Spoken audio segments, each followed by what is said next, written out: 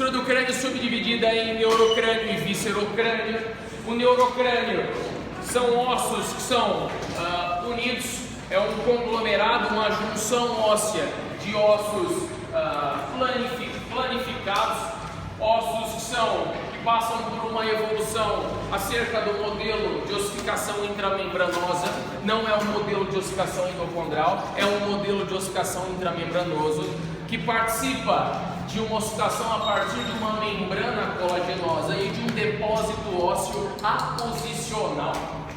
Essa abóboda craniana, não disse abóbora, não disse abóboda craniana, é a parte do nosso neurocrânio. Ela é formada pelas junções de muitos deles, e entre eles o primeiro é o osso frontal. Osso frontal, osso que protege a região dos lobos frontais. Região dos lobos frontais que participam da integração, da motivação de um movimento voluntário, e da decodificação das emoções. Então, quem protege essa área de lobos frontais? O osso frontal. O osso frontal planificado na região frontal do indivíduo e que faz conexão com outros ossos do neurocrânio. Quais são eles? Os mais próximos que formam a abóboda do frontal são os ossos parietais. Ossos parietais que recebem esse nome devido ao formato de parede protetiva para a massa encefálica, para o meu córtex, ou como queiram chamar de córtex interno. Então eu tenho o osso frontal e os dois ossos parietais. Depois de frontal e dos dois parietais, eu tenho a região posterior sendo formada, fechando a região nucal com o meu osso occipital. Além de frontal, parietais e occipital, tenho ossos laterolaterais, chamados de ossos temporais, na região da têmpora, não na região da fonte, na região da têmpora. Então, frontal, dois parietais, um occipital e dois temporais. Isso faz com que fechamos aí o nosso neurocrânio. Depois do neurocrânio, nós temos a secção para o nosso viscerocrânio. Viscerocrânio que há de proteger todas as vísceras da região da face, todos os órgãos internos na região craniana. Esse viscerocrânio é composto por uma junção de muitos ossos, mais do que dos do neurocrânio. E para começar a destrinchar o viscerocrânio, nós precisamos da nossa chave mestra, do nosso ponto basal de formação óssea no desenvolvimento embrionário. E esse ponto basal, essa chave mestra, é um osso chamado de etimoide. Esse osso etimoide é um osso central. Se nós formos localizar esse osso etimoide, ele é um osso retronasal. Ele ficaria exatamente onde está inserida a ponta dessa caneta, tá ok? Aqui fica o etimoide. Ele é um osso cúbico, ou seja, tem 6 lados. E esse osso cúbico pode ser representado de melhor maneira nessa estrutura óssea que está pintada. Cada cor dessa estrutura óssea que forma o nosso neuro e viscerocrânio, cada cor representa um osso em específico. E o primeiro osso a ser representado e identificado para a gente do nosso viscerocrânio é o etimoide. Notem aqui dentro, na entrada da nossa fossa orbital, esse primeiro osso branquinho ao centro, esta região lateral é o meu etimoide. Posso ter a face lateral do etimoide, a face lateral direita, a face lateral esquerda do etimoide e a face superior do etimoide sendo representada pela coloração branca aqui. Mais uma vez, o etimoide é a pedra fundamental da confecção dos outros ossos do viscerocrânio. O etimoide é esse osso central, esse osso retronasal, se localiza na região retronasal e forma esta região cúbica óssea. Região cúbica que fornece a passagem de tecido mole por dentro da mesma, como por exemplo a inervação sensitiva e aferente olfatória ou olfativa.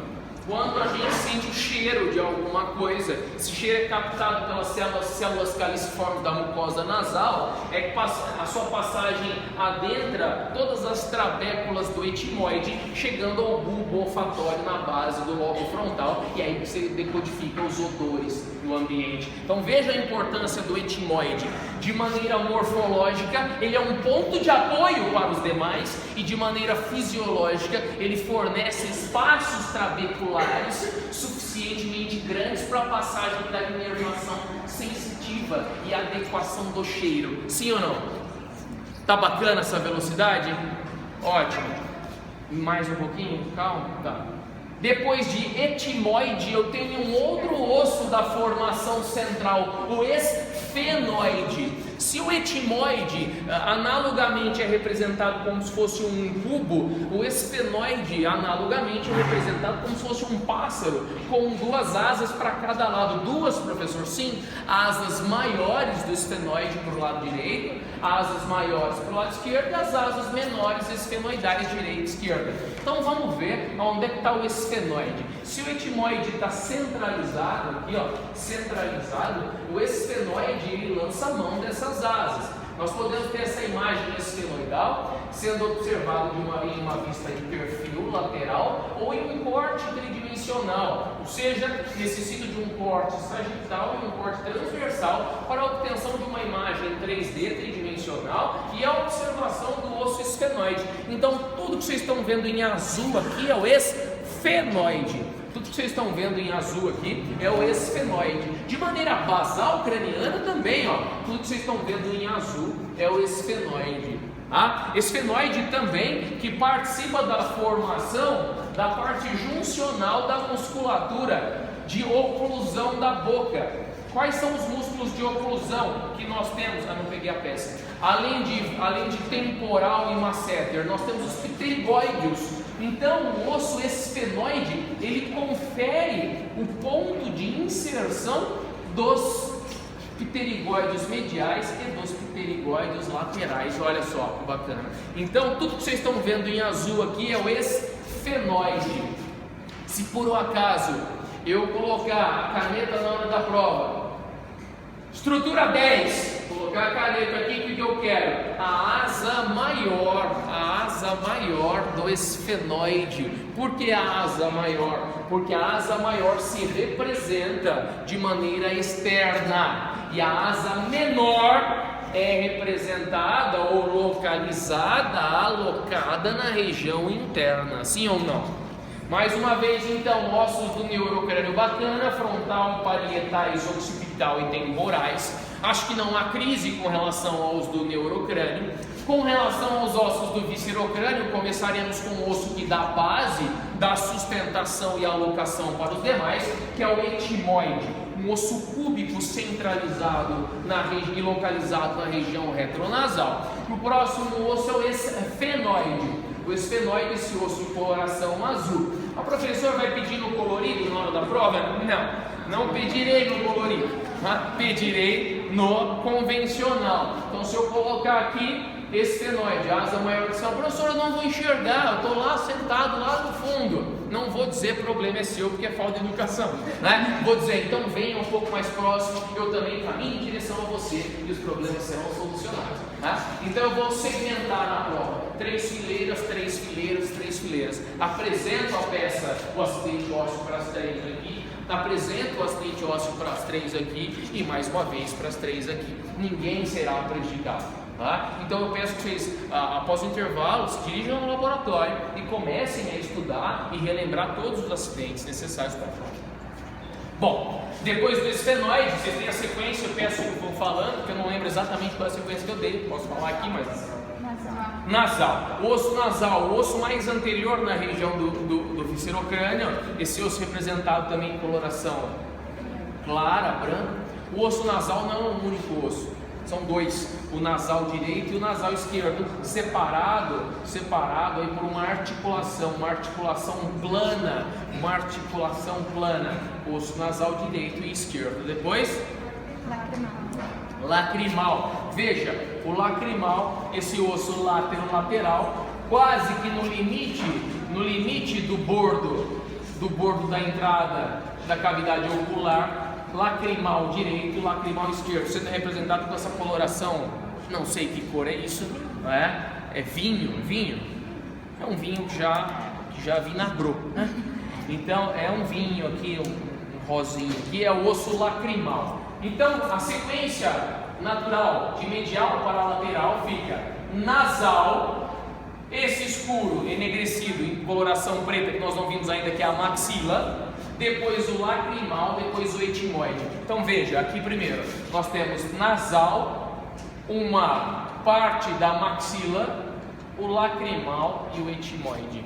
Aqui para vocês. Então a sequência de medial, de um corte sagital mediano para lateral, nós temos o nasal, um pedaço da maxila, o lacrimal e o etimoide.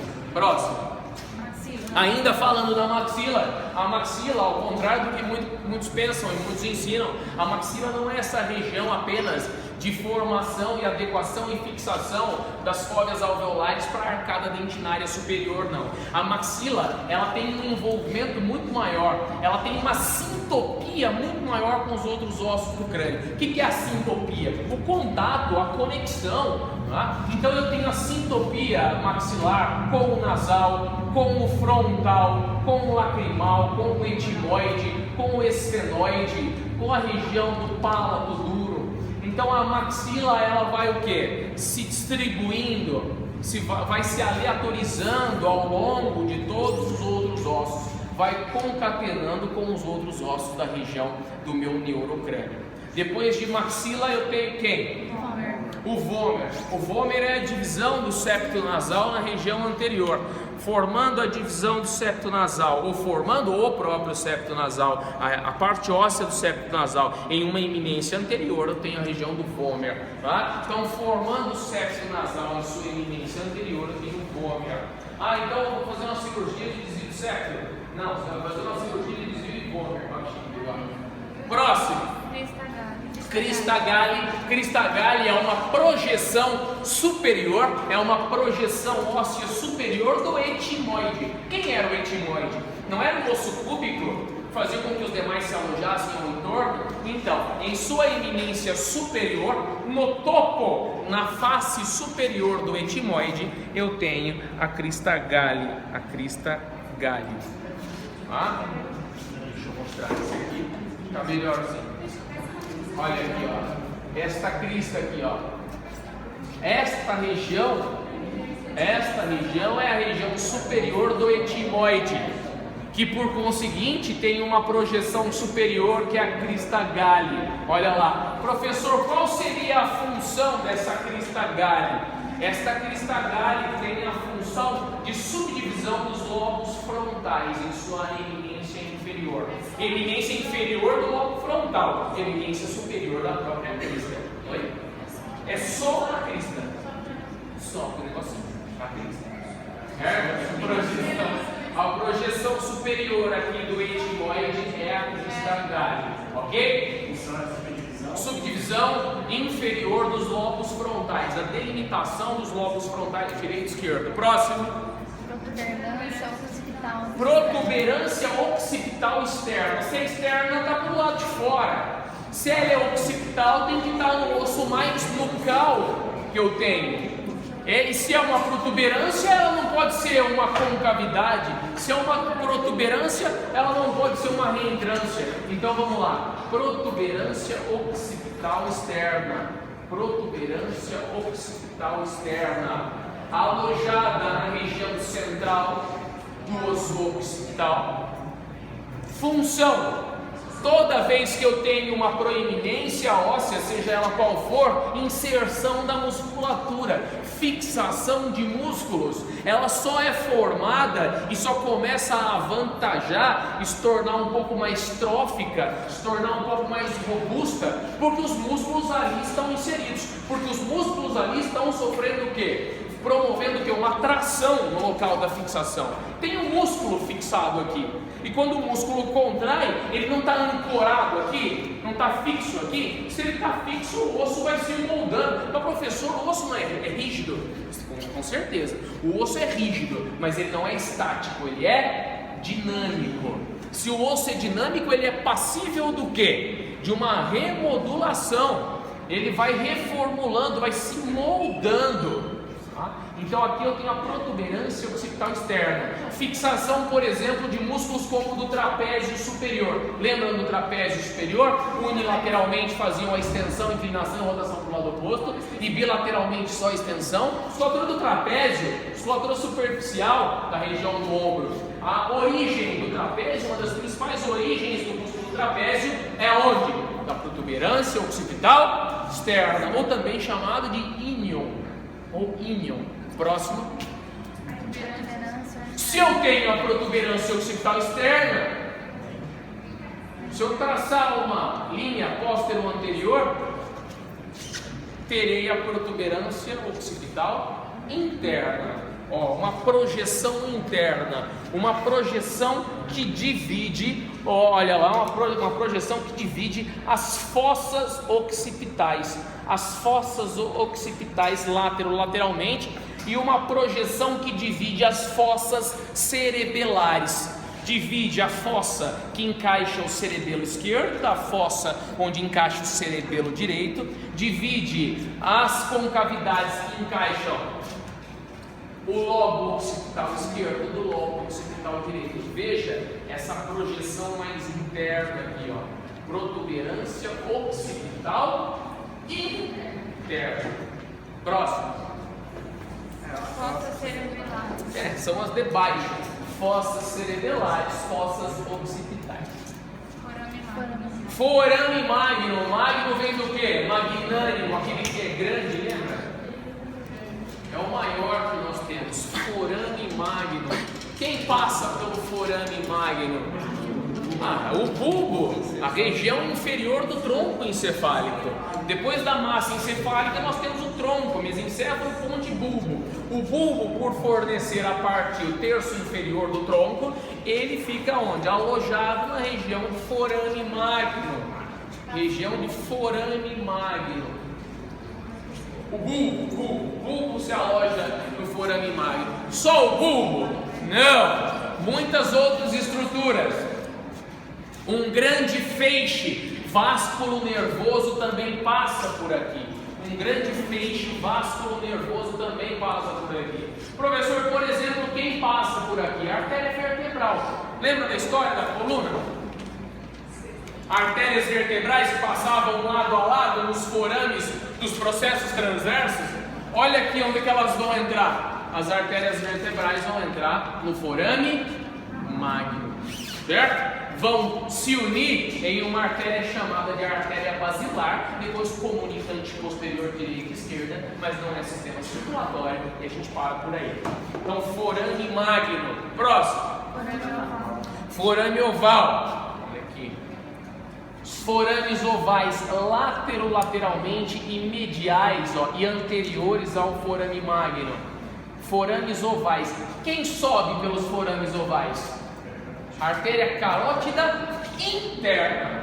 Antes dela ser carótida interna, um dia ela foi carótida comum. E antes de ser comum, teve sua base de saída para o lado direito do tronco braquiocefálico e para o lado esquerdo da própria aorta. Então vamos lá. Forames ovais, olha aqui, anteriores ao forame magno e localizados lateralmente. Entrada de quem? De carótida interna. Sim, também. Mas a nomenclatura é forame oval. A nome anatômica correta é forame oval. Maurício, os dois do lado também são outros forames. Tem outros nomes, mas vocês precisam saber agora só os ovais. Vocês precisam saber só os ovais. A entrada das carótidas internas. Tá? A entrada das carótidas internas. Aliás, isso é importante que vocês saibam, depois do sistema vascular. Sobe carótida comum, uma saindo do arco aórtico, outra saindo do tronco braquiocefálico. Subiu carótida comum. Chegou carótida comum mais ou menos na altura do ângulo da mandíbula, divide. Aí que fica carótida externa e a outra carótida interna.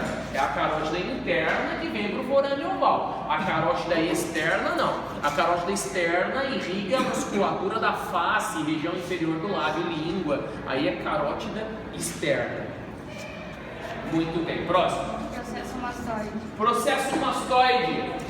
Processo mastoide é um processo derivado de um crescimento posterior e lateral do osso temporal, olha só.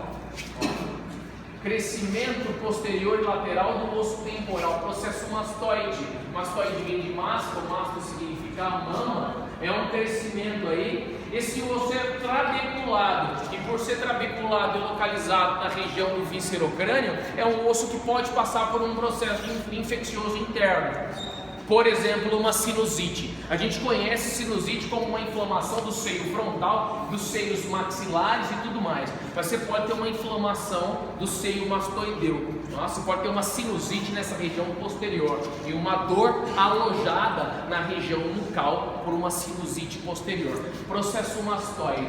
Processo mastoide, ele é grande, não é? Robusto, avantajado. Então ele é meio de inserção, meio de fixação muscular. Meio de fixação muscular de quem? Olha o nome dele, processo mastoide. Ele é meio de fixação do músculo esternocleidomastoide. Olha lá, o esternocleidomastoide se insere no processo mastoide. Esternocleido de clavícula e mastoide. Lembra do esternocleidomastoide? O que ele realizava? Inclinação e rotação para o lado oposto. Quando os suprainfraioides estavam rígidos, duros, ele realizava o quê? Flexão. Quando os suprainfraioides estavam lácidos, relaxados, ele realizava a extensão da cervical. Próximo. Processo estiloide. Esse é melhor, senão vai ter a pontinha. Esse aqui está melhor para estiloide, que está quebrado. Se aqui eu tenho os processos mastoides, que são mais posteriores e laterais, eu tenho que ter o processo estiloide. Eles são mais anteriores em relação ao mastoide e são mais medializados. Olha aqui, então se eu tenho o processo mastoide mais lateral e posterior, eu tenho o processo estiloide mais medial e anterior. Estiloide vem da nomenclatura do primitivo estilo. Estilo significa lança, tá? Aí nós temos aqui o processo estiloide. Aqui ele tem um formato de lança. Oide significa formato de. Então, estiloide, oide, formato de, estilo, formato de lança. E aí nós temos o processo estiloide. Processo estiloide que recebe fixação de músculos que vocês já viram, músculos supraioides, como por exemplo quem? O estiloioideu e o digástrico ventre posterior. Então, se acaso na prova perguntar, cite um músculo que se insere no processo estiloide. Digástrico ventre posterior e o estiloioide. Não perguntarei isso. Próximo. Que agora já falei. Célula túrcica ou célula turca. Célula túrcica é a estrutura de qual osso? Dá uma olhada. Eu vou mostrar aqui, depois nós vamos ver no osso colorido. Célula túrcica fica aqui, ó, anterior, posterior. Olha aqui, ó. Célula túrcica, parece uma cela. Na Turquia, eles selam cavalos com uma cela de 4 pegas, de 4 alças. Por isso que é a célula túrcica, como se fosse uma cela da Turquia. E aí nós temos essa região aqui. Como é que eu faço para achar anatomicamente a célula túrcica, professor? Simples. Vocês vão seguir a asa menor do esfenoide de lateral para medial. Olha aqui, ó. Asa menor do esfenoide. Siga de lateral para medial. De lateral para medial. Vocês vão chegar na célula túrcica. Isso, célula túrcica. Ok? Quem se aloja na célula túrcica? A hipófise. Ela cabe certinho, fica apoiada certinho na célula túrcica. Muito bem. A célula túrcica é um acidente ósseo de qual osso? Qual? Do esfenoide. Dá uma olhada, ó. Célula túrcica é um acidente do esfenoide, do azul. É ou não é? Célula túrcica é um acidente do esfenoide. Célula túrcica é um acidente do esfenoide, do osso em azul. Célula túrcica é um acidente do esfenoide. Próximo. Linha no cal superior. Linha no cal superior e inferior. Linha no cal superior. Quando sigo a linha no cal superior em direção à protuberância occipital externa, eu estabeleço um critério de adequação para a fixação de alguns músculos, dentre eles o esplênio da cabeça. Lembra do esplênio da cabeça? Como você não lembra? Esplênio da cabeça origina a linha no cal superior. Se essa é a linha no cal superior, a linha que encontrarem abaixo é a linha no cal inferior. Inserção de muitos músculos também posteriores da cervical. Por exemplo, eretor curto da cervical superior, oblíquo da cervical inferior, da cervical superior. São todos inseridos na linha nucal inferior. Próximo. Asa maior e menor do esfenoide, ou seja, asa maior sendo evidenciada, vislumbrada na região lateral do corbiceo crânio e asa menor na região interna em um corte transversal. Preciso o quê? De um rebatimento da estrutura para poder ver a asa menor. Próximo. Incisura pterigóide medial e lateral. Incisura pterigóide medial e lateral. Vou mostrar aqui, olha aqui. Ei, som. Incisura pterigóide medial são essas duas entrâncias, essas duas invaginações, onde se fixam o músculo pterigóide medial esquerdo e músculo pterigóide medial direito. Músculos da oclusão. Olha aqui, ó. Músculos da oclusão. Olha aqui, ó. Músculo pterigóide medial, de onde sai? Ó, da incisura pterigóide medial. Ó. E aqui. Eles vão ser inseridos onde? No ângulo da mandíbula, em uma porção o quê? Interna, retromandibular, por detrás da mesma. Olha só, quando eles contraem, eles fazem o que com a boca? Ocluem a boca. Bacana, né? De novo. Pterigóide medial. Pterigóide medial com origem aonde? Na incisura pterigóide medial. Agora, a incisura pterigóide medial, ela é pertencente a qual osso? Aí que tá. A incisura pterigóide medial é pertencente a qual osso? É isso que eu quero que vocês saibam, pra vocês não ficarem dependendo disso aqui, ó. Olha lá, ó. Do esfenoide. Do esfenoide.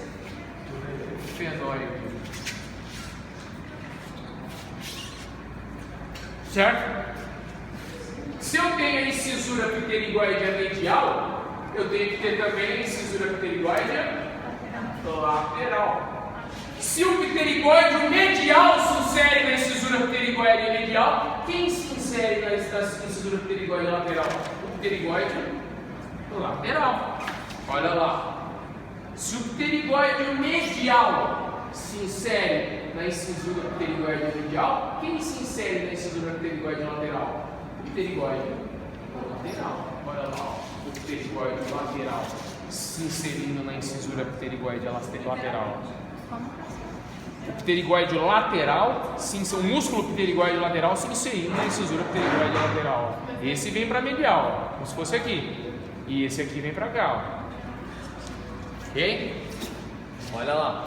Se eu tenho um músculo pterigóide medial inserido na incisura pterigóide medial, eu tenho que ter incisura pterigóide lateral de um lado e de outro. E quem se insere é o músculo pterigóide lateral. Vamos lá? Se eu tenho um músculo pterigóide medial inserido na incisura pterigóide medial, como se estivesse inserido aqui, eu tenho pterigóide lateral, o músculo pterigóide lateral também está inserido na incisura pterigóide, mas não medial, na incisura pterigóide lateral. Os dois fazem o que com a boca? Oclusão, fechamento da boca. Lembrando que, olha a linha de ação do pterigóide medial. Quando oclui, puxa para onde? Olha a linha de ação. Puxa para trás. Faz o retrominatismo. E o pterigóide lateral? Puxa para onde? Para frente. Faz o prognatismo. E o que leva o indivíduo a ser prognata e retrognata? Muitas vezes a conformação óssea nasce com uma projeção óssea maior ou menor, ou com um desequilíbrio muscular. Ou ele tem uma força maior de pterygoide medial, uma força menor de pterygoide lateral. Próximo. Meato acústico externo. Meato acústico externo. Olha lá. Meato acústico externo. Região onde passa o quê? Sinal sonoro, a onda senoidal ou sinusoidal, a onda mecânica. Então ela vai trafegando pelo espaço, é uma onda mecânica. A primeira barreira é a membrana timpânica, vai gerando uma modulação dessa onda senoidal ou sinusoidal. Depois que é modulada pela membrana timpânica, essa onda mecânica sonora, ela vai ser o quê? Ampliada. Vai ser ampliada pelos três ossículos, martelo, estribo e bigorna, depois ser ampliada por martelo, estribo e bigorna. Essa onda mecânica ela é recebida por uma estrutura do ouvido interno chamada cóclea. Essa cóclea é a primeira estrutura do ouvido interno a ser inervada por um nervo chamado de vestíbulo coclear. Esse nervo vestíbulo coclear é o que leva a informação para o lobo temporal e para decodificar a informação auditiva. Moral da história, isso aqui é o meato acústico externo. Meato acústico externo. Nós temos uma ligação do meato acústico externo com o meato acústico interno, obviamente, e com o tórus tubário. O que é o tórus tubário e a tuba auditiva?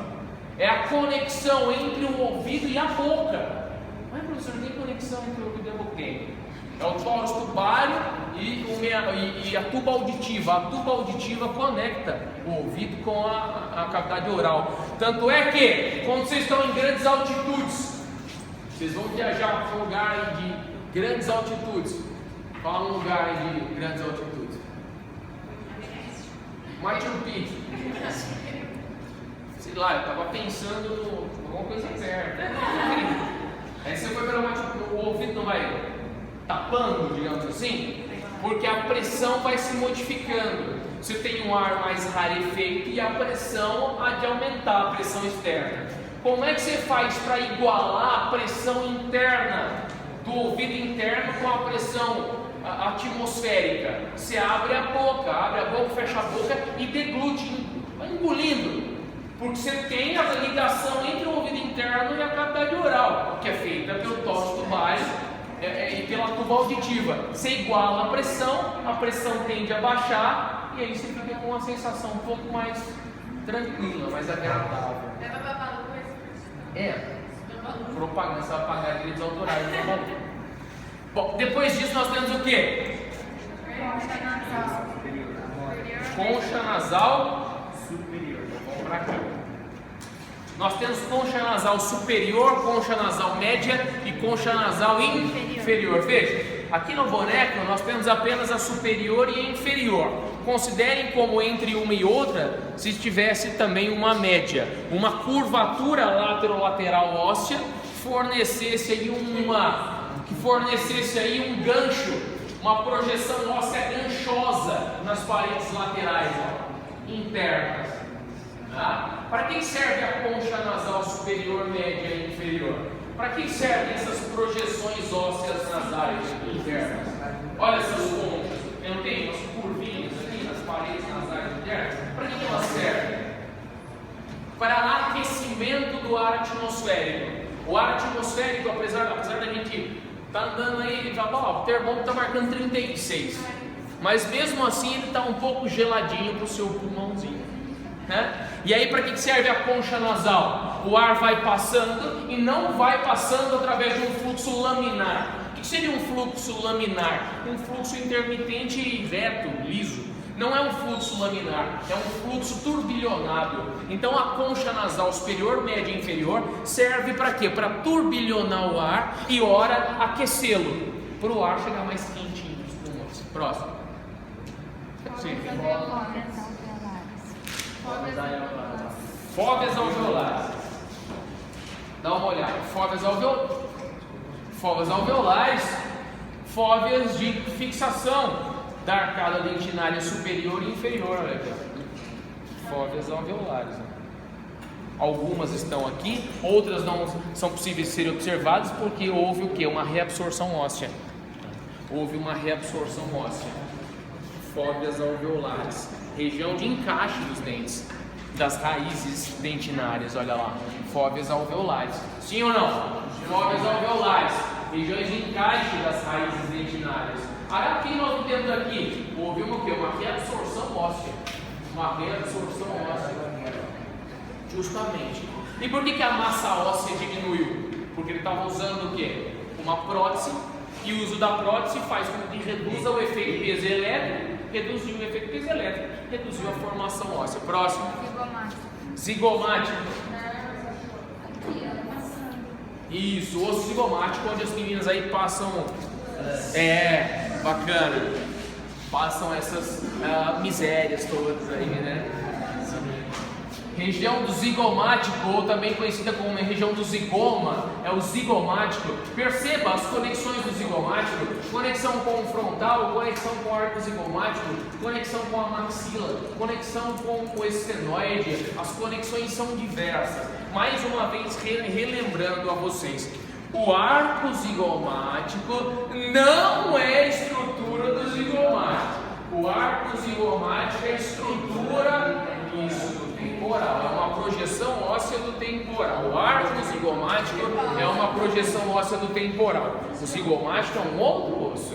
Mas professor, qual a importância então do arco zigomático? Importância porque ele fornece uma proteção para as estruturas que passam aqui. E quais são as estruturas que passam aqui? Por exemplo, musculatura e feixe vasculo nervoso, vasos sanguíneos, principalmente ramificações da carótida externa, que eu acabei citando, que irriga a musculatura da face. Muitas das ramificações arteriosas da carótida externa passam por detrás, passam retroarco zigomático. Além disso, tendão e parte da musculatura do temporal passa por aqui. E além disso, o arco zigomático fornece ponto de fixação inicial, ponto de origem para o masseter. Sim ou não? Ponto de origem para o masseter ou masseter. E a inserção do mesmo de ângulo e terço proximal do corpo da mandíbula. Músculo de oclusão. Próximo. O arco zigomático já citado. Incisura condilar do osso temporal. Olha aqui, ó. Toda incisura é uma cava. Toda proeminência é um bico ósseo. Aqui nós temos uma incisura. Está no osso temporal? Tá. Mas é uma incisura onde se encaixa o côndilo. Então é uma incisura condilar. Veja, incisura condilar, porque é o côndilo que se articula, incisura condilar, só que ela não é da mandíbula, ela é do osso temporal. Então vamos luxar aqui, ó, é uma incisura condilar, mais do osso temporal. Incisura condilar do osso temporal. Então, vamos encaixar de novo. De novo, vamos luxar. Incisura condilar do osso temporal. Olha aqui. Vamos lá. Incisura condilar do osso temporal. Aqui. Vamos luxar. Incisura condilar do osso temporal. É uma incisura. Ela é condilar porque é o côndilo que se encaixa, mas ela está no osso temporal. Então, incisura condilar do osso temporal. Próximo. Côndilo da mandíbula. Côndilo, próprio côndilo agora.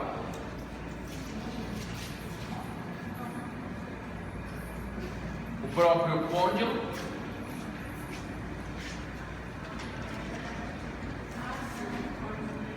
Côndilo é toda estrutura óssea arredondada. A gente tem côndilo do fêmur, côndilo do lateral. Próximo. Processo coronoide, importantíssimo processo coronoide. Processo coronoide de fixação do temporal, olha lá. Processo coronoide. Vou fazer a abertura da boca. Esse é o processo coronoide. Ele é mais anterior ao condilar e pontiagudo. Ele é mais anterior ao condilar e pontiagudo. Processo coronoide. Ele é mais anterior ao condilar e é pontiagudo. Olha aqui, ó. Processo coronoide da mandíbula. Ele é anterior ao condilar condilar e é mais pontiagudo. Olha aqui, o processo condilar, ele é coronoide, ele é anterior ao condilar, pontiagudo. Quem se insere? Temporal, musculatura temporal se insere no processo condilar, com expansão extensora para a região condilar. Expansão extensora é uma expansão colagenosa. A ATM é aqui, ó, articulação temporomandibular. Aliás, uma disfunção na articulação temporomandibular é uma DCM, uma disfunção crânio-mandibular. Gera dor? Muita. É uma das principais causas de dor orofacial. Vocês podem manipular a ATM? Podem. Vocês podem agir de maneira externa com algum equipamento para ATM? Podem. Então, diversos são os recursos analgésicos para a ATM. Recursos do ponto de vista de liberação miofacial, recursos do ponto de vista elétrico, recursos do ponto de vista fototerapêutico, e é isso aí. Tem vários. E estabilização muscular. Muitas vezes nós temos os desequilíbrios musculares aparecem. Você usa muito mais a musculatura de uma hemiface do que da outra, porque mastiga de um lado e não mastiga de outro. Isso é chamado de parafunção dentro da odontologia. Essas parafunções acabam por fazer o seguinte: estabelecer uma hipertrofia muscular unilateral, uma sobrecarga muscular unilateral, uma falta de carga do lado contralateral, uma redução do trofismo do tônus muscular contralateral, e aí traciona, e lógico que eu estou exacerbando, mas desvia a relação da articulação temporomandibular da linha média. Gera dor? Muito. Gera espasmo muscular? Muito. Restrição de fáscia?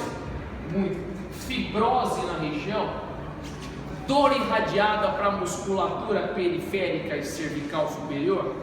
Muito. Próximo. Ramo da mandíbula. Ramo da mandíbula.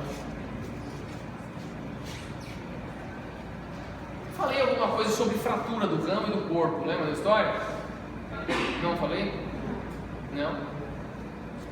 A ideia de se entender o processo de fratura e biomecânica óssea é importantíssima. Lembra? Se eu fraturar o ramo, eu posso mastigar que eu aproximo. Se eu fraturar o corpo, não, porque eu distancio o foco da fratura. Próximo. Se esse é o ramo, esse é o ângulo, esse é o corpo. Se esse é o ramo, esse é o ângulo, esse é o corpo, essa é a região mentoniana, ou região do mento. Cirurgias que abrem toda a região torácica e abdominal, a gente costuma brincar na aula cirúrgica que é uma cirurgia documento, porque vai de lá até o mento. Próximo. Forames mentorianos, saída do feixe básico nervoso, principalmente saída da inervação alveolar inferior, principalmente saída da inervação alveolar. Isso, esses dois aqui, ó. Principalmente saída da inervação alveolar inferior. Ok? Próximo. Forame mentoniano. Lateralmente, na região mentoniana. Próximo. Tubérculo do ramo da mandíbula. É uma projeção, aqui nessa estrutura não tem, mas é uma projeção um pouco mais avantajada nessa região. Se é uma projeção um pouco mais avantajada, quem se insere é músculo, não é? E o músculo que se insere aqui é quem? O masseter, que sai da região do meu arco zigomático e zigomático e vem para ângulo da mandíbula e vem para o tubérculo do ramo. E vem para o tubérculo do ramo. Próximo. Seio frontal, cavidade que aparece no osso frontal, tá vendo? Quando eu secciono o osso frontal, aparece um buraquinho aqui. Esse é o seio frontal. Seio que quando inflama, quando aparece uma coleção de líquido inflamatório ou exudato purulento pus, né? Nós chamamos do que? De sinusite. Então a sinusite é uma inflamação do seio frontal, derivada ou não do mesmo, mas um acúmulo de líquido inflamatório de exudato porulento nesta região, nesta cavidade frontal. Por isso que é fácil diagnosticar sinusite. Inchaço na região de glabela, percussão e sinal clínico doloroso. Lembrando que a sinusite não é apenas em seio frontal e seio maxilar. Lembra da história do processo mastóide? Próximo. Glabela. Esta região anterior aqui, exatamente anterior ao seio frontal. Próximo. Ptério. Ptério é o seguinte, ó. Ptério é o seguinte. O ptério, ele pode ou não aparecer. Depende da formação da massa óssea craniana. O que é o ptério? O que é o ptério? Eu posso perguntar no teórico.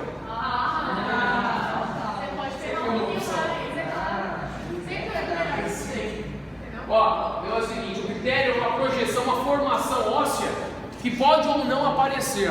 Em meio a quem? Dá uma olhada na junção de todos os ossos aqui, de todas as cores. Ó, eu tenho parietal, frontal, esfenoide e temporal. O ptério é como se fosse mais um osso acessório nesta região central. E quando é produzido esse osso acessório? Quando o fechamento da calota craniana junto com a região, principalmente o esfenoide, como parte do viscerocrânio, não consegue fechar quem? O meu fontículo ou fontinela. Quando há um retardo no fechamento da massa óssea. E aí o que acontece? Um osso cresce em meio ao tendão, em meio a essa membrana. Então é um osso também chamado de osso sesamoide. O que é um osso sesamoide? Um osso sesamoide é um osso que cresce em meio ao tendão. A patela é um osso sesamoide. A patela. Você chama de rótulo, patela. É um osso sesamoide. Cresce em meio ao tendão. Por exemplo, aqui na região de cabeça do primeiro metacarpo, também é formado pequenos ossos sesamoides. Por exemplo, na cabeça do primeiro metatarso, também é formado pequenos ossos sesamoides. Então, o ptério é um osso sesamoide que se forma à medida da necessidade da consolidação do fontículo ou fontinela. Ô, professor, o que é fontículo ou fontinela? A moleira, sabe a moleira? Ah, não põe o dedo na cabeça da criança, tem uma moleira, não põe mesmo. Né? Então, ela chama moleira. A junção dessas estruturas são chamadas de fontículo ou fontinela. Próximo. Palato duro, olha aqui, ó. Então, a região palatina não é formada apenas pelo osso o quê? Maxilar. A superfície ou a extremidade ou a porção posterior da região do palato é formada pelo osso palatino. Seu terço proximal é palatino. Seu terço médio e distal não. Seu terço médio e distal é da maxila. Seu terço médio e distal é da maxila. Mas professor, e o resto? E a referência? E os demais aqui? Aí o palato mole, né? Tem o palato duro e o palato mole. Palato mole é tecido mole. É musculatura, é fáscia muscular, tecido gorduroso. Aí é o palato mole. De palato, ou melhor, de posterior para anterior, eu tenho o palato mole, o osso palatino e a maxila. De anterior para posterior, ao contrário. Maxila formando 2/3 do palato duro, do palato duro, o osso palatino formando o terço final ou terço posterior, depois o palato mole. Próximo. Suturas. Isso é simples. Olha aqui. Sutura. Lembra dos planos? Sagital, frontal, coronal, transversal. Vamos observar primeiro os dois iniciais. Se eu tenho um plano sagital, essa sutura vai ser sagital. Se eu tenho um plano coronal frontal, sutura frontal coronal. Todas estas daqui são suturas serráteis, aqui está mais fácil de observar. A sutura que divide em hemisférios direito e esquerdo ósseos é a sutura sagital mediana. sagital mediana, proximal, médio e distal. O que está no meio é mediano. Está exatamente no centro é mediano. Então, sutura é o quê? Sutura ou juntura sagital mediana. Note que ela é toda serrilhada. Se ela é toda serrilhada, morfologicamente é uma sutura serrátil. Se ela é toda serrilhada, morfologicamente ela é uma sutura serrátil. Depois da sagital mediana, nós temos a no plano frontal ou coronal. A mesma coisa, também é serrilhada, também é serrátil, mas é uma sutura coronal. Olha aqui, ó. Coronal, plano frontal ou coronal. Há uma divisão entre os ossos? Para ficar um pouco mais didático, pedagógico, mais fácil para vocês. Dividindo o frontal dos parietais, a coronal. Dividindo os parietais entre si, a sagital. Próximo. Temporal. A sutura temporal também divide os ossos, mas com um formato, com uma morfologia diferente. A sutura temporal, ela divide o temporal do parietal. O temporal do parietal. Mas observe, eu tenho aqui uma uma sobreposição óssea, formando uma escama. Então é uma sutura-juntura escamosa. Sutura-juntura escamosa, tá vendo? Sutura-juntura escamosa, dividindo o temporal do parietal. Sutura-juntura escamosa. Sutura-juntura escamosa. Próximo. Sutura lambidoide. Onde é que fica a sutura lambidoide? Divide o occipital dos parietais. Dá uma olhada aqui, ó. Sutura lambidoide. Ela forma um V, um vértice. É que nós não temos o outro do outro lado, né? Mas ela vem de um lado e desce para o outro, ó. Sutura lambidoide, dividindo o occipital dos parietais, ó. Sutura lambidoide. A sutura lambidoide também é uma sutura o quê? Serrátil. Também é uma sutura serrátil. Sutura lambidoide, dividindo o occipital do parietal. Próximo. Coluna vertebral. Coluna